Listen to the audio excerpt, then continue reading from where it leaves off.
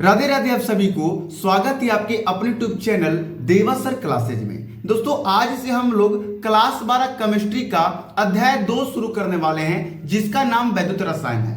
पहला चैप्टर हम लोगों ने काफी पहले ही खत्म कर दिया था। यदि आपने नहीं किया तो उसका लिंक डिस्क्रिप्शन में दे दूंगा, जरूर आप जाकर देखकर कंप्लीट कर लीजिएगा। और कल हम लोगों ने फिजिक्स का पहला चैप्टर कंप्लीट किया, तो आज से फिर से फिजिक्स का दूसरा चैप्टर शुरू होगा। मतलब अब डेली केमिस्ट्री और फिजिक्स दोनों की क्लासेस चलेंगी। केमिस्ट्री की क्लास शाम को 6 बजे और फिजिक्स की क्लास शाम को 7 बजे चलने वाली है, क्योंकि दोनों का सिलेबस हम लोगों को लगभग सितंबर तक खत्म कर देना है। क्योंकि सितंबर से वन शॉट, महामैराथन और तैयारी भी तो करनी है ना, इसलिए मैंने 2 क्लासेस अब डेली रखा है, शाम को 6 बजे केमिस्ट्री और 7 बजे फिजिक्स का। तो चलिए वैद्युत रसायन शुरू करते हैं। और ये चैप्टर काफी आसान है। जिस तरह पहला चैप्टर मैंने आपको काफी आसानी पूर्वक समझाया था, ठीक उसी प्रकार ये दूसरा चैप्टर भी मैं आसानी पूर्वक आपको समझाने वाला हूं। इस चैप्टर का सबसे पहला टॉपिक निकल के आता है सेल। क्या है सेल? देखिए इस चैप्टर में खासकर हम सेल के ही बारे में पढ़ने वाले हैं, बैटरी के बारे में पढ़ने वाले हैं। मतलब नाम ही चैप्टर का वैद्युत रसायन, वैद्युत से रसायन बदलना और रसायन से वैद्युत बदलना, बस यही इस चैप्टर में पढ़ना है। और लेकिन ये चैप्टर इतना इंपॉर्टेंट है भाई कि यहां से 1 या 2 एमसीक्यू तो तय रहता है और साथ में लॉन्ग क्वेश्चन भी तय रहता है। तो ये आपको ध्यान पूर्वक पढ़ना है और काफी मजेदार ये चैप्टर, एक बात याद रखिएगा, ये आपको थोड़ा भी डराएगा नहीं, आपको मजा दिलाएगा। चलिए ध्यान दीजिए, सेल क्या है लिखेंगे हम। सेल में मैंने अपने से परिभाषा लिखा है कि वह सरल मशीन यानी कि काफी आसान मशीन जो ऊर्जा के रूप को बदल देता है। वह सरल मशीन जो ऊर्जा के रूप को बदल देता है सेल कहलाता है। वैद्युत रसायन से वैद्युत में बदल दे रहा है, वैद्युत से रसायन में बदल दे रहा है। विद्युत क्या है? बिजली, ऊर्जा है। तो विद्युत से आप रसायन में बदल रहे हो तो वो प्रकार एक सेल कार्य करेगा। यदि आप रसायन से बिजली बना रहे हो तो वो आपका सेल कार्य करेगा। मतलब कि सेल एक मशीन है जो कि ऊर्जा को क्या करता है? बदलता है। वैद्युत से रसायन, रसायन से वैद्युत। समझ में आया कि नहीं? काफी आसान परिभाषा है मेरे भाई, मेरे जैसे तो अभी आपको याद हो गया होगा। आगे ध्यान दीजिए, वैद्युत रसायन सेल। चैप्टर का नाम है वैद्युत रसायन, इसलिए वैद्युत रसायन सेल के बारे में पढ़ना बहुत जरूरी है। और आप सभी लोगों से रिक्वेस्ट रहेगा कि मैं जो वीडियो में नोट्स लिखवाता हूं इनको आप लिखते चलिए, यही आपका नोट्स है। सेम टू सेम इसी तरह चलते रहिए, मैं जैसे चला रहा हूं आपको, ठीक है। और चैप्टर जैसे खत्म हो जाती है, संपूर्ण वीडियो का नोट्स एक साथ ही मैं व्हाट्सएप ग्रुप या टेलीग्राम ग्रुप में दे देता हूं। और व्हाट्सएप ग्रुप, टेलीग्राम ग्रुप में कैसे जोड़ना है ये मैं वीडियो का लास्ट में बताऊंगा। चलिए देखिए, वैद्युत रसायन सेल। जो सेल विद्युत व रसायन से संबंधित होते हैं, वह सेल जो विद्युत और रसायन दोनों से संबंधित हो, मतलब बिजली से भी संबंधित हो और रासायनिक पदार्थों से भी संबंधित हो, उससे क्या बोलेंगे? विद्युत रासायनिक सेल कहते हैं। जो सेल विद्युत व रसायन से संबंधित होते हैं विद्युत रासायनिक सेल कहलाते हैं, ठीक है। ये 2 प्रकार के होते हैं, एक गैल्वेनिक सेल और एक विद्युत अपघटनी सेल। चलिए पढ़ते हैं गैल्वेनिक सेल क्या है। देखिए गैल्वेनिक सेल थोड़ा सा इंपॉर्टेंट है, तो थोड़ा आप ध्यान से इसे पढ़ने की कोशिश कीजिएगा, लेकिन बहुत आसान है। देखिए गैल्वेनिक सेल है क्या? वह सेल जो रासायनिक ऊर्जा को विद्युत ऊर्जा में बदलता है गैल्वेनिक सेल कहलाता है। वह सेल जो रासायनिक ऊर्जा को विद्युत ऊर्जा में बदलता है गैल्वेनिक सेल कहलाता है। यदि आपसे कोई पूछ रहा है कि बताइए वो कौन सा सेल है जो रासायनिक ऊर्जा को विद्युत ऊर्जा में बदलता है, तो आप क्या कहेंगे? गैल्वेनिक सेल है। समझ में आया कि नहीं? बहुत आसान है। चलिए अब आपको सर ये चित्र आपने क्यों बनाया है? तो ये गैल्वेनिक सेल का चित्र है। ध्यान दीजिए कैसे बनेगा, एकदम चुटकी बजाते आप बनाओगे। आपको 2 बीकर ले लेना है, एक बीकर ये, दूसरा बीकर ये। एक बीकर में आपको जिंक सल्फेट डालना है और दूसरे बीकर में आपको कॉपर सल्फेट डालना है। फिर से सुनिए, 2 बीकर ले लेना है, एक बीकर में जिंक सल्फेट। अब बीकर क्या है? अरे भैया वो आप लेब में नहीं देखो, शीशा जैसा रहता है, गिलास के आकार का, चाहे आप देखे होंगे ढक्कन जैसा होता होगा।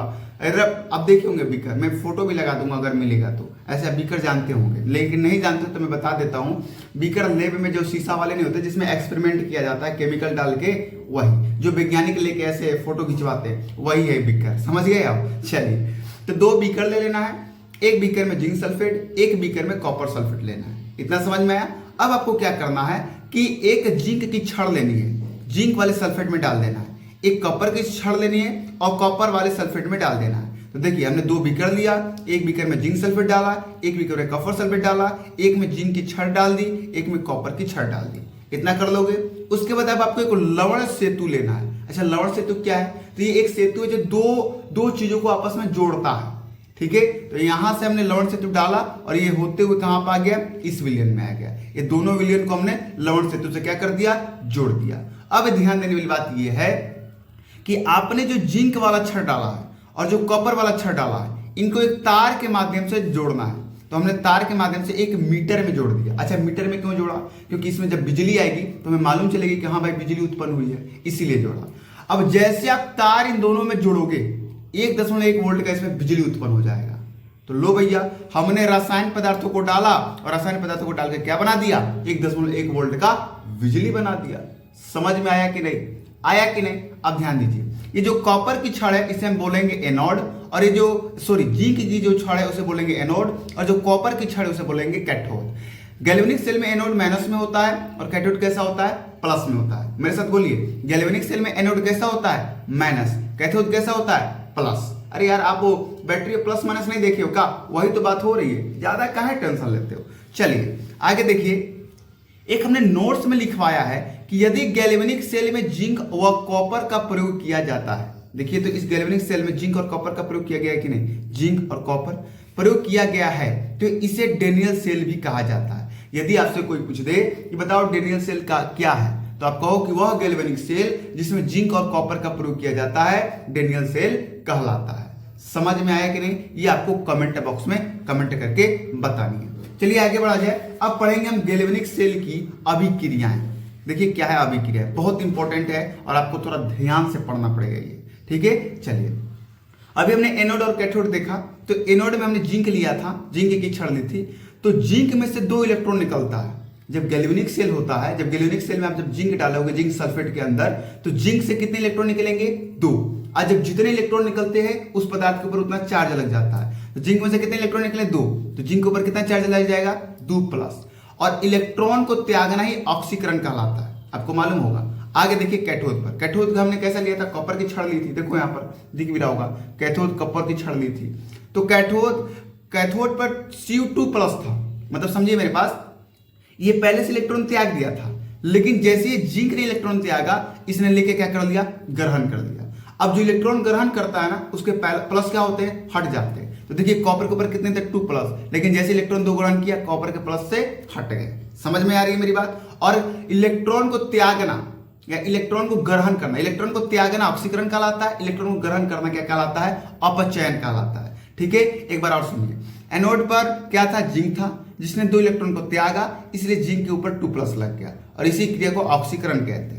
कॉपर के पास पहले से 2+ था, लेकिन इसने 2 इलेक्ट्रॉन खाया, इसलिए 2+ क्या हो गया, हट गया और इसी को अपचयन कहते हैं। समझ में आया। चलिए अब आगे ध्यान दीजिए, ये 2 इलेक्ट्रॉन से ये 2 इलेक्ट्रॉन कट जाएगा, खत्म। बचेगा क्या, जिंक प्लस और कॉपर 2+। देखिए जिंक फिर प्लस, यहां पर प्लस, यहां पर प्लस, जिंक प्लस कॉपर 2+। आया समझ में, बराबर के चिन्ह तो एरो लग जाएगा, जिंक 2+ और प्लस कॉपर। आया समझ में। तो ये जो अभिक्रिया निकल के आई, यही है गैल्वेनिक सेल की अभिक्रिया और इसे बोलते हैं रेडॉक्स अभिक्रिया। समझ में आए कि नहीं, ये आपको कमेंट बॉक्स में कमेंट करके बतानी है। और ना है तो एक बार वीडियो को थोड़ा सा फिर से देख लिया करो यार, उसमें क्या है। देखिए कोचिंग में या ऑफलाइन पढ़ोगे, बार बार नहीं है कि बार बार पूछोगे, लेकिन ऑनलाइन पढ़ते हो तो एक बार में क्यों समझना चाहते हो। ऑफलाइन पढ़ते हो तो एक बार में समझ में आता तो ठीक है, नहीं तो बार बार पढ़ते हो। लेकिन ऑनलाइन में क्या सोचते हो, एक ही बार में सब कुछ सीख ले। अरे भैया तुम अभी नए नए 12 में आए हो, तुम्हें नए नए शब्द मिल रहे हैं, तो अभी तुमको शब्द पहचानने में ही दिक्कत हो रही होगी, तो सीख कहां से लोगे। तो आपको एक बार में तो नहीं आने वाला, कम से कम आपको बार बार प्रैक्टिस करनी पड़ेगी, तब आएगा। चलिए नेक्स्ट टॉपिक है सेल संकेत। बहुत इंपॉर्टेंट टॉपिक है ये, और मेरे जैसे ये बहुत आसान भी है। देखिए क्या होता है सेल संकेत में, ऐसे आपको रासायनिक अभिक्रिया दे दी जाएगी और कहा जाएगा इसका सेल संकेत लिखिए। तो देखिए कैसे लिखना है। पहले तो तीर के इधर वाले यानी कि अभिकारक, तीर के इधर वाले को अभिकारक बोलते हैं, तीर के इधर वाले को उत्पाद बोलते हैं। अभिकारक में आपको एक तत्व को पकड़ना है, जैसे हमने जिंक को पकड़ा, हमने जिंक लिख दिया, एक लाइन खींचना है। अब आगे देखिए तीर के बाद जिंक से संबंधित कोई पदार्थ है क्या, तो हाँ जिंक 2+ है, तो जिंक 2+ लिख देंगे। अब आपको डबल लाइन खींचना है, अब आपको कॉपर 2+ धरना है और तीर के बाद क्या है कॉपर, तो कॉपर रखना है। नहीं समझ में आया, कोई बात नहीं, अब आएगा समझ में। ये रासायनिक अभिक्रिया में दे दिया गया। अब कहा जा रहा है क्या, इसका सेल संकेत लिखिए। देखिए हम कैसे लिखते हैं, हमने Mg को पकड़ा, इधर कौन है Mg 2+ है, इसलिए एक लाइन देंगे Mg 2+ लिख देंगे। एक तत्व खत्म हुआ तो अब डबल लाइन लिख देंगे, डबल लाइनिंग दिया हमने। अब कौन है, Ag प्लस है तो Ag प्लस। अब तीर वाला बाद इधर कौन सा है, ये है, तो एक लाइन देके Ag लिख देंगे, बन गया सेल संकेत। नहीं समझ में आया? एक और देखो, पहला कौन है, निखिल है, Ni, तो Ni रखेंगे, एक पाई देंगे। अब तीर के बाद देखो क्या है, Ni2 प्लस, तो Ni2 प्लस। अब ये तत्व खत्म तो डबल लाइन देंगे, Ag है तो Ag प्लस, अब एक लाइन देके Ag लिख देंगे। अब बताइए कहां आपको सेल संकेत में दिक्कत हो रही है? ये हमने HW लिखा था आपको देने के लिए, लेकिन हमें लगा कि आपको समझ में नहीं आया तो एक और समझा देते हैं। एक और दे दे क्या? नहीं, चलो इतना मेरे समझ में आ गया होगा। ठीक है, चलिए अब बढ़ते हैं अर्ध सेल या इलेक्ट्रोड के तरफ में। जब धातु की छड़ को उसके लवण के विलयन में डुबाया जाता है तो उसे सेल का इलेक्ट्रोड कहा जाता है। ध्यान से समझिएगा, एक बीकर ले लीजिए, उसमें किसी भी धातु का विलयन डाल दीजिए। अब आप जिस धातु का विलयन डाले हो उसी धातु का छड़ डालिए। जैसे मानिए हमने जिंक सल्फेट डाला इसमें, तो जिंक की ही छड़ डालेंगे। मानिए हमने कॉपर सल्फेट डाला तो हम कॉपर के ही छड़ डालेंगे। समझ में आ रहा है? तो आप एक बीकर ले लीजिए, उसमें धातु का विलयन डाल दीजिए और उसी धातु का छड़ डाल दीजिए, तो आपका क्या बन जाएगा, वो इलेक्ट्रोड बन जाएगा, अर्ध सेल बन जाएगा। फिर से परिभाषा पढ़ लीजिए, जब धातु की छड़ को उसके लवण के विलयन में डुबाया जाता है तो उसे सेल का इलेक्ट्रोड या अर्ध सेल कहा जाता है। बस इतना तो आसान है। अब क्या खोज रहे हो मेरे भाई, लो उससे भी आसान और आ गया, इलेक्ट्रोड विभव। इलेक्ट्रोड क्या होता है, अभी हमने पढ़ा कि एक बीकर ले लीजिए, उसमें उसका छड़ डाल दीजिए, बन गया। एक बीकर ले लीजिए, धातु का विलयन डाल दीजिए, उसी धातु का छड़ डाल दीजिए, बन गया इलेक्ट्रोड। लेकिन इलेक्ट्रोड विभव क्या है, ध्यान दीजिए। किसी इलेक्ट्रोड में इलेक्ट्रॉन द्वारा किया गया कार्य, ध्यान दीजिए, किसी इलेक्ट्रोड में इलेक्ट्रॉन द्वारा किया गया कार्य इलेक्ट्रोड विभव कहलाता है। किसी इलेक्ट्रोड में, ये इलेक्ट्रोड है ना, किसी इलेक्ट्रोड में इलेक्ट्रॉन के द्वारा, अब इस इलेक्ट्रोड में इलेक्ट्रॉन कार्य करने लगे। कैसे कार्य करेंगे, ध्यान दीजिए, ये विलयन से इलेक्ट्रॉन निकल के छड़ में जाने लगेगा, छड़ का इलेक्ट्रॉन निकल के विलयन में आने लगेगा, यानी कि एक दूसरे से कार्य करना है, और इसी कार्य को क्या बोलेंगे हम, इलेक्ट्रोड विभव कहते हैं। तो किसी इलेक्ट्रोड में इलेक्ट्रॉन द्वारा किया गया कार्य क्या कहलाता है, इलेक्ट्रोड विभव कहलाता है। चलिए, तो आज के हम ये लास्ट टॉपिक पढ़ेंगे, मानक इलेक्ट्रोड विभव, और उसके बाद हम कल क्लास में फिर से आगे इसके टॉपिक को हम लोग पढ़ेंगे। देखिए, हमें ज्यादा नहीं पढ़ना है, ये बहुत छोटे छोटे टॉपिक थे, तो मैंने सोचा पहले इनको खत्म करा लो। इस चैप्टर के टॉपिक ये बहुत छोटे छोटे हैं, तो इनको पढ़ा देता हूं, इसलिए मैंने करा रहा हूं। ठीक है, चलिए, अभी हमने इलेक्ट्रोड पढ़ा, इलेक्ट्रोड विभव पढ़ा, अब पढ़ेंगे मानक इलेक्ट्रोड विभव। याद रखिएगा, जब भी मानक आता है ना कहीं, तो वहां 25 सेल्सियस जुड़ जाता है। मानक जब भी आएगा तो क्या जुड़ जाएगा, 25 सेल्सियस। ज्यादा दिमाग मत लगाओ, बस इतना समझो कि जहां मानक रहेगा वहां पर क्या लग जाएगा, 25 सेल्सियस। तो लिखेंगे कि 25 सेल्सियस पर किसी इलेक्ट्रोड में इलेक्ट्रॉन द्वारा किया गया कार्य, 25 सेल्सियस पर टेम्परेचर कितना होना चाहिए, 25 सेल्सियस, और उस पर किसी इलेक्ट्रोड में, इलेक्ट्रोड अभी समझाए क्या है, इलेक्ट्रॉन द्वारा किया गया कार्य मानक इलेक्ट्रोड विभव कहलाता है। अब बताओ ना यार, इससे आसान क्या है, इससे आसान क्या है। मानक लगा है तो सिंपल सा 25 सेल्सियस लगा देंगे और इलेक्ट्रोड विभव वाला परिभाषा लिख देंगे, मानक इलेक्ट्रोड विभव का परिभाषा हो गया। लिखेंगे इसे ई नॉट इलेक्ट्रोड से सूचित करते हैं, इसे ई नॉट इलेक्ट्रोड से सूचित करते हैं। देखिए, ई नॉट इलेक्ट्रोड दो प्रकार के होते हैं, एक ई नॉट एनोड और एक ई नॉट कैथोड। ठीक है, अब मैंने यहाँ पर क्या लिखा है, ई नॉट एनोड में जो वोल्ट होता है, जो वोल्ट का मान होता है वो कम होता है, और कैथोड में वोल्ट का मान क्या होता है, अधिक होता है। ये बात याद रखिएगा। यदि आपसे कोई पूछ दे कि बताइए ई नॉट इलेक्ट्रोड में किसका वोल्ट का मान अधिक होता है, तो कैथोड का, किसका कम होता है, तो एनोड का। चलिए एक एग्जांपल से समझते हैं। एक हमें ई नॉट ए दिया गया और हमें एक ई नॉट बी दिया गया।